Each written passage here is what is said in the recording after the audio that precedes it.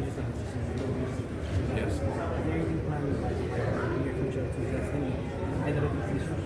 Yes, so we are going live in a few months with an aggressive device financing program where people will be able to buy a device upon installments, 6 months installments, 12 months installments, things like that. We have already, in our sister company in Kenya, we've already sold more than 3 million smartphones through this device financing scheme, and so we are going to roll out a similar strategy here in Ethiopia. Furthermore, there is an opportunity to further reduce the cost because there are quite a number, I think already now 3 companies that manufacture or that assemble low-cost smartphones in country. So they're actually made in Ethiopia, smartphone made in Ethiopia. So that also reduces our dependency on US dollars, Forex, when you can source now the phones locally.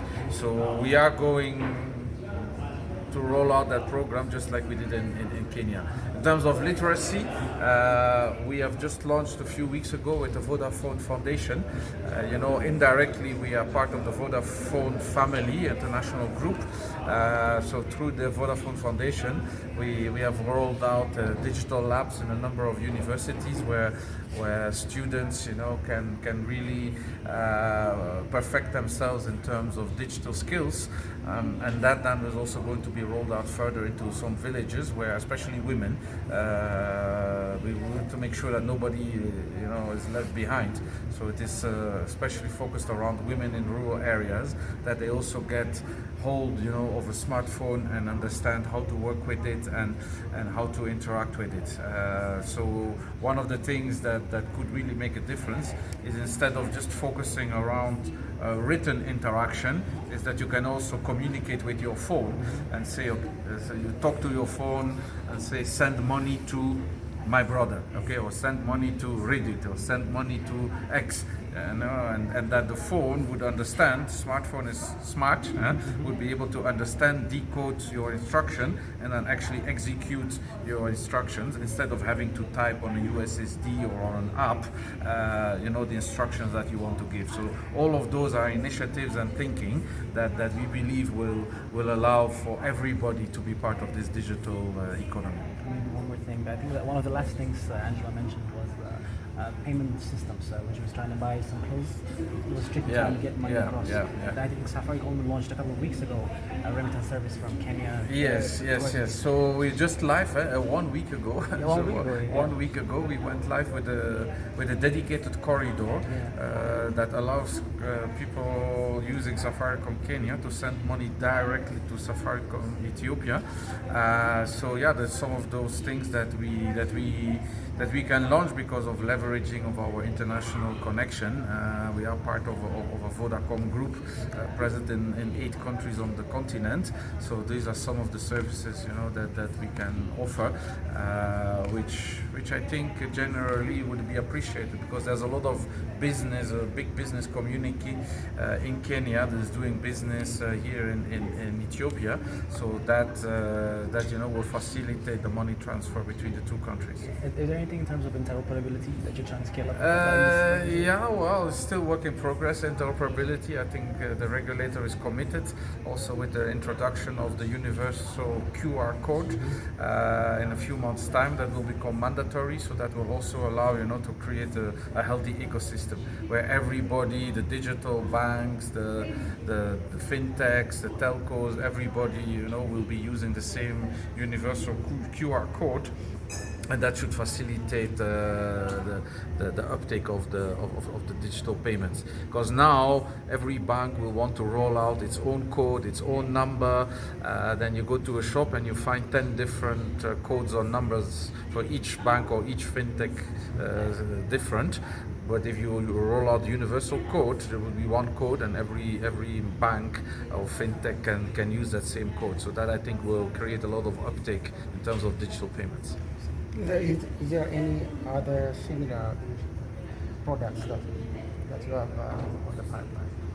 Well, the main project for us is device financing, the smartphone, and offering it to an affordable price point for as many people as possible. We're also going live with overdraft, so people pay, buy now and pay later. So you need to make a payment of let's say 500 beer, and you only have 400 beer on your account. We'll be offering you 100 beer overdraft facility, and so that you can finish you conclude your payment, in your purchase, and then the 100 beer that we've given you on a loan, you will pay that back then in the next 3 days up to 7 days. So it is very convenient for people who just run out of money and want some microcredit. So that's also the overdraft product, also something we are launching. Don't forget we have a lot of innovation that we did in Kenya with M-Pesa, so we are also bringing in some of those ideas from Kenya into the Ethiopian market. Of course, we need to adapt them. You can't just copy paste. You need to adapt them to the market, the Ethiopian context, but there's quite some innovation coming from that side. Your business should go in line with the energy provision. As we know, in Ethiopia, there is a gap in energy provision, particularly in rural part of the country. So you may face sometime power interruption. Yes. So how do you face this challenge? Well, in terms of our network, we do provide a lot of sites with solar panels and batteries. Some of our sites can continue working without the grid for 12, 18 hours. Some sites are completely off the EU grid, so there we need to install permanent solar panels, and then they can work autonomously for 2-3 days, even if it's raining and if there's no sunshine. And then, yes, there are gaps in terms of the electricity, but still, when you really go up country, you'll be surprised. The EU network, I think, is actually quite advanced. So up till now, we have more than 90% of our sites that are connected to the grid. So it's, of course, if you go more and more rural, that figure will continue to go down. But the EU network, actually, the grid is actually quite good. The challenge we're facing more is customers to recharge their phone. Even if our base station has electricity, but if the people in the village living around it don't have electricity to recharge their phones, then of course they can also not use the services. So that's now why we're looking at small charging stations where you would have a small shop in the village with some solar panels, and then people can come and recharge their phones, 5 beer, 10 beer, something like that, and then they're good again for the next 2 days. That's why it's important when you sell handsets in rural areas that have a very strong battery, because those challenges are there. Not everybody has access to electricity 24/7, so you need handsets with strong batteries so that they can last a long time without being to be recharged.